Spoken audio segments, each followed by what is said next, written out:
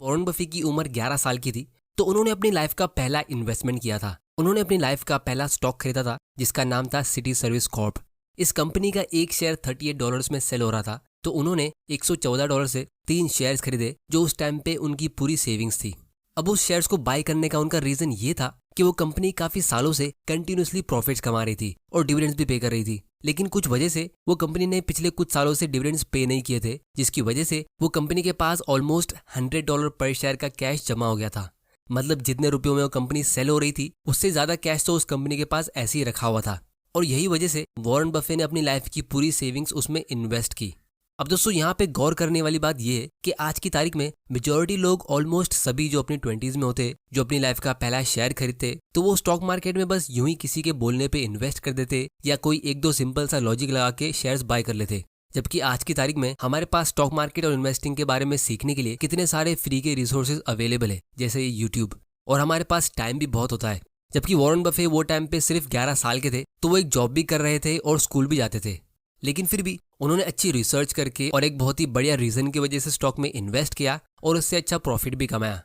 तो हमें भी यहाँ से एक बहुत ही इंपॉर्टेंट लेसन सीखने मिलता है कि भले ही आपका इन्वेस्टमेंट अमाउंट कितना भी छोटा हो, आपको उसे एक राइट माइंडसेट से और पूरे ध्यान से इन्वेस्ट करना चाहिए, क्योंकि अगर आप उस सीड मनी को ही वेस्ट कर दोगे, यानी अपने बीज को, तो आप एक बहुत बड़ा ट्री कैसे ग्रो करोगे। तो इसीलिए जब आप उस छोटे से अमाउंट से पैसा अर्न करोगे, उसे खुद अपनी आंखों से ग्रो होते हुए देखोगे और लाइफ में छोटी छोटी सक्सेस अचीव करोगे, तभी आप आगे बढ़ोगे और फ्यूचर में बड़े अमाउंट को इन्वेस्ट करने का आपको कॉन्फिडेंस मिलेगा।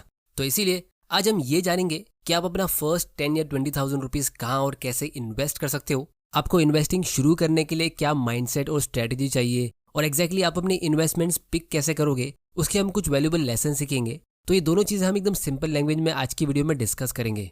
तो अगर आप अपनी 20s में हो तो ये वीडियो आपके लिए बहुत ही इंपॉर्टेंट होने वाला है, क्योंकि ये एक सवाल मुझे काफी लोगों ने पूछा है और ये एक बहुत ही बढ़िया बात है कि आप इन्वेस्टिंग को सीरियसली लेना चाहते हो। तो बिना वक्त बर्बाद किए हम शुरू करते हैं। तो दोस्तों, जिन लोगों के मन में एक सवाल आ रहा होगा कि एक छोटे से अमाउंट को इन्वेस्ट करने से हमारा क्या होगा, या हमें कितने अमाउंट से एक्चुअली में इन्वेस्टिंग शुरू करना चाहिए, तो उम्मीद करता हूँ कि उनको अपना आंसर मिल गया होगा, क्योंकि हर एक बड़ा इन्वेस्टर एक टाइम पे छोटा ही था। जैसे हमने अभी डिस्कस किया, वॉरेन बफे जो आज $100 बिलियन के मालिक है, उन्होंने भी $114 से अपनी इन्वेस्टिंग की जर्नी की शुरुआत की थी। मैंने एक बुक रीड की थी जिसमें ऑथर कहते हैं कि मिडिल क्लास लोगों का माइंडसेट कुछ ऐसा होता है कि जब हमारे पास ज्यादा पैसा आएगा तब हम इन्वेस्टिंग करेंगे, लेकिन रिच लोगों का माइंडसेट ऐसा होता है कि जब हम छोटे अमाउंट को इन्वेस्ट करेंगे तभी हमारे पास ज्यादा पैसा आएगा। और इसीलिए रिच लोग अपनी लाइफ में बहुत सारा पैसा बनाते और पुअर माइंडसेट के लोग अपनी लाइफ में सिर्फ बहाने बनाते। अब ये मैं इसीलिए बोल रहा हूँ क्योंकि जब भी हम मिडिल क्लास के लोग पैसा कमाते तो बहुत ही कम लोग कुछ अच्छी खासी सेविंग्स करते, और उसमें से भी मेजॉरिटी लोग जो सेविंग्स करते, उनकी सेविंग्स हमेशा किसी बैंक अकाउंट में या एफडी में ऐसी पड़ी होती है जहां उन्हें सिर्फ 5 से 6% का इंटरेस्ट मिल रहा होता है। वो उससे एक्चुअल इन्वेस्टिंग नहीं करते ये डर से कि कहीं वो उसे लूज ना कर दे, या शायद अभी उनके पास उतने पैसे नहीं है या उतनी नॉलेज नहीं है, एक्सेट्रा एक्सेट्रा। और फिर जब लोगों के पास ज्यादा पैसा आता है उनकी 30s और 40s में, तब उनको इन्वेस्टिंग की इतनी नॉलेज होती नहीं है, क्योंकि उन्होंने कभी अपनी 20s में एक छोटे अमाउंट से कभी इन्वेस्टिंग सीखा ही नहीं। तो आज अगर आपके पास सिर्फ एक छोटा अमाउंट है तो आप उसे एक अपॉर्चुनिटी की तरह ले सकते हो कि आपको इससे इन्वेस्टिंग सीखने मिल रहा है। क्योंकि अक्सर जब लोग अपनी 30s और 40s में पहुंचते और जब उनकी रिस्पॉन्सिबिलिटीज बढ़ जाती है तो तब वो कम रिस्क लेने के लायक होते, क्योंकि उनको बहुत सारे एक्सपेंसेस कवर करने। तो घुमा फिरा के वो लोग सिर्फ वही एफडी और सेविंग्स प्लान में पैसा लगा देते, जिससे उनको बहुत ही कम प्रॉफिट मिलता है, और अच्छी खासी सेविंग्स करने के बाद भी वो लाइफ टाइम काम करते रह जाते, क्योंकि महंगाई तो हमेशा बढ़ती रहती है। जैसे रिसेंटली कोरोना वायरस की वजह से पूरी दुनिया की गवर्नमेंट ने बहुत सारे नोट्स प्रिंट किए, जिससे अब महंगाई और ज्यादा स्पीड में बढ़ रही है। सिर्फ पिछले 2-3 सालों में ही 10 ग्राम गोल्ड का प्राइस 30,000 से ग्रो होकर 50,000 के ऊपर जा चुका है। सेंसेक्स भी ऑलमोस्ट डबल हो गया है, मतलब ये भी ऑलमोस्ट 80 to 100% इंक्रीज हो गया है। लेकिन बहुत लोगों की सैलरी अभी भी वहीं की वहीं होगी, और उनकी सेविंग्स भी उतनी होगी जहां उनको सिर्फ 8 से 10% का इंटरेस्ट मिला होगा। तो अगर आपके बैंक अकाउंट में एक छोटा सा अमाउंट भी है, जैसे 10,000 रुपीज, जिसकी आपको जरूरत नहीं है, तो आपको उसे फौरन काम पे लगा देना चाहिए, ताकि वो भी और ज्यादा मेहनत करता रहे, और सबसे इंपॉर्टेंट, आप फाइनेंशियल फ्रीडम की जर्नी की शुरुआत कर लोगे। अब दोस्तों, जब आपने ये डिसाइड कर लिया कि आपके पास जो एक्स्ट्रा फंड्स है आप उसे इन्वेस्ट करोगे, तो सवाल ये उठता है कि आप उसको एक्चुअली में इन्वेस्ट करोगे कहाँ। क्योंकि अब हमारे पास इन्वेस्ट करने के लिए बहुत सारे ऑप्शंस हो गए। रियल एस्टेट, गोल्ड और एफडी, ये सब पुराने ऑप्शंस तो थे ही, अब हमारे पास क्रिप्टो करेंसीज भी आ गई है। फिर आपको बहुत सारी कॉम्प्लेक्स स्कीम्स मिलेगी, जैसे यूलिप, ELSS, बहुत सारे टैक्स सेविंग्स ऑप्शंस जैसे NPF, PPF एक्सेट्रा एक्सेट्रा।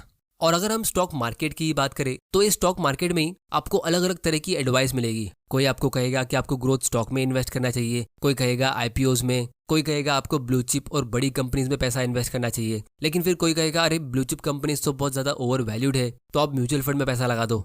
फिर कुछ लोग कहेंगे कि अरे म्यूचुअल फंड में तो वही बड़ी कंपनीज होती है, तो आखिर हम इन्वेस्ट करें कहाँ? तो दोस्तों इसका मैं आप लोगों को एक बहुत ही सिंपल आंसर देता हूँ। रियल एस्टेट में आप इन्वेस्ट नहीं कर सकते क्योंकि उसमें एक बड़ा अमाउंट चाहिए होता है, और लोन लेके प्रॉपर्टी खरीदना मैं किसी को भी रेकमेंड नहीं करता हूँ क्योंकि उसका एक बहुत ही बड़ा नेगेटिव इफेक्ट होता है जब आप कंपाउंडिंग के खिलाफ जाते हो। इसको हम एक सेपरेट वीडियो में डिटेल में डिस्कस करेंगे। फिर जहां बात आती है गोल्ड की, तो गोल्ड का लॉन्ग टर्म रिटर्न इतना खास नहीं होता है। गोल्ड आपकी वेल्थ को सिर्फ इन्फ्लेशन से बचाता है, उसे ग्रो नहीं करता है। और जितनी भी पॉलिसीज होती है जैसे यूलिप, गारंटीड इनकम प्लान या पीपीएफ, ये सब में आपको हमेशा 10% या उसके आसपास का ही रिटर्न मिलेगा, लेकिन स्टॉक मार्केट से आपको 10% से अच्छा रिटर्न काफी आसानी से मिल सकता है, और हर एक एक्स्ट्रा परसेंटेज पॉइंट पे आपकी वेल्थ लॉन्ग टर्म में बहुत ज्यादा स्पीड में ग्रो होगी। जैसे अगर आप किसी स्टॉक से 10% का रिटर्न कमाते हो तो आपका 1 लाख रुपया 20 साल में 6.7 लाख रुपीज में ग्रो होता है, और अगर आपको 15% का रिटर्न मिलता है तो आपका इन्वेस्टमेंट 16 लाख में ग्रो होता है। लेकिन अगर आप किसी स्टॉक से 20% का रिटर्न कमाते हो तो वही 1 लाख रुपया 20 साल में 38 लाख में ग्रो होता है। अब कुछ लोग कहेंगे कि ये 20% का रिटर्न कमाना स्टॉक मार्केट में बहुत ही मुश्किल होता है, इतना रिटर्न हम नॉर्मल लोग कैसे कमा सकते हैं? लेकिन दोस्तों अगर आप स्टॉक मार्केट में बेसिक कॉमन सेंस और डिसिप्लिन के साथ इन्वेस्ट करते हो, तो अगर आपके पास स्टॉक मार्केट की कुछ खास नॉलेज नहीं भी है तो भी आप ये 20% का रिटर्न बहुत ही आसानी से कमा सकते हो। इसका मैं आप लोगों को एक रियल एग्जाम्पल देता हूँ। तो जब भी हम रियल एस्टेट में इन्वेस्ट करते या एक अच्छे अमाउंट का गोल्ड खरीदते तो हम हमेशा लॉन्ग टर्म सोचते, और फिर जब हम उसे खरीद लेंगे तो हम अपनी प्रॉपर्टी को 1-2 साल में बेचते नहीं है। हम ऐसा बहुत ही रेयरली सुनते कि हमारे किसी रिलेटिव ने 50 लाख रुपए की कोई प्रॉपर्टी खरीदी और फिर 2 साल बाद 5 लाख रुपए का प्रॉफिट कमा के उसे सेल कर दिया। लेकिन जब बात आती है स्टॉक मार्केट की, तो यहाँ पे लोग किसी स्टॉक को 2-3 साल के लिए भी ईमानदारी से होल्ड नहीं करते, 10-20 साल तो बहुत दूर की बात होती है। तो इसीलिए यहाँ पे आपको ये डिसाइड करना है कि आपको अगर स्टॉक मार्केट में इन्वेस्ट करना है तो कितने टाइम के लिए, और अगर आप अच्छी क्वालिटी के ग्रोथ स्टॉक को लॉन्ग टर्म के लिए होल्ड करते हो तो आप उससे कोई भी प्रॉपर्टी के मुकाबले काफी अच्छा रिटर्न कमा सकते हो। तो इसीलिए फाइनली मैं सिर्फ इतना ही कहूंगा कि स्टॉक के प्राइस को रोज देखने से आपको कुछ मिलेगा नहीं, आपका बस टाइम वेस्ट होगा और आप डिस्ट्रैक्ट रहोगे। उससे अच्छा ये होगा कि आप इन्वेस्टिंग के टाइमलेस प्रिंसिपल्स पे फोकस करो, ना कि शॉर्ट टर्म न्यूज और ट्रेंडिंग चीजों पे।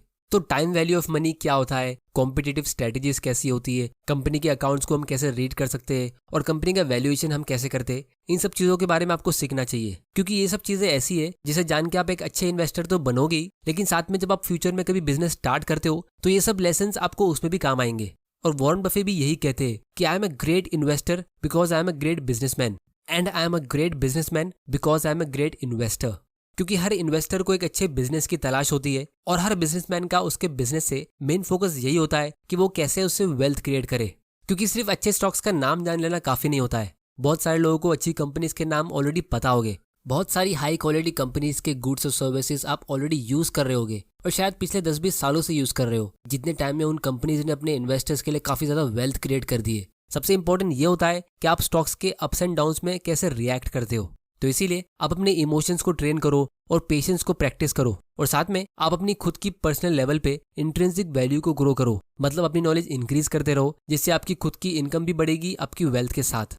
तो उसके लिए इस चैनल को सब्सक्राइब जरूर कर लेना, क्योंकि आपके लिए ऐसे वैल्यूबल और मोटिवेशनल वीडियोस में लाता रहूंगा, और बेल आइकन को प्रेस कर देना ताकि आपसे कोई ऐसे वीडियोस मिस ना हो जाए। तो दोस्तों आज की वीडियो में इतना ही। उम्मीद करता हूँ कि आपको इससे कुछ ना कुछ सीखने जरूर मिला होगा। आप लोग मुझे नीचे कमेंट करके बताओ कि आपने अपना पहला इन्वेस्टमेंट कहाँ और कितने अमाउंट का किया था, और कितने अमाउंट के पोर्टफोलियो के साथ आप रिटायर होना चाहते हो। टिकट टिप्स से स्टॉक को एनालाइज करने की लिंक नीचे डिस्क्रिप्शन में, और फ्री में इन्वेस्टमेंट अकाउंट ओपन करने की लिंक भी नीचे डिस्क्रिप्शन में। वीडियो पसंद आया तो इसे लाइक करो, नहीं पसंद आया तो डिसलाइक करो। आपका वैल्यूएबल टाइम देने के लिए thank you and good bye.